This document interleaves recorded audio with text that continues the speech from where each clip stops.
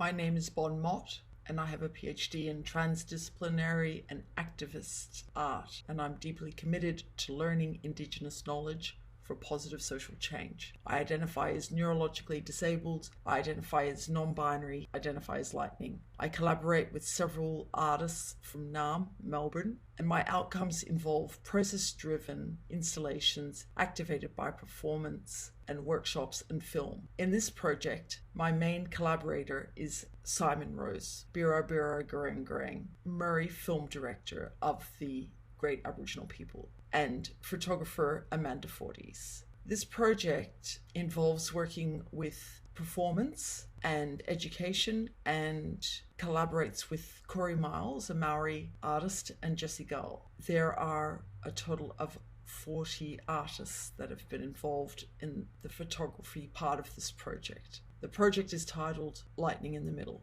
I believe that I was invited to this workshop based on the methods of my art practice in terms of knowledges and frameworks and pedagogies involving transfeminism and post-humanism. I find the word human problematic. It's a fairly new word that we've been using since the 1600s, and I believe that being human inherently means being white, privileged, and male. The evidence for this is to observe who has had human rights since the 1600s and who has human rights now. One part of learning about Indigenous knowledge is learning about the complex networks of knowledge. The workshop in 2023 examined areas culminating in key NIKE participants being involved in the processes of nurturing and care. The NIKE participants are invited to witness methods of care through performance art, installation, and film,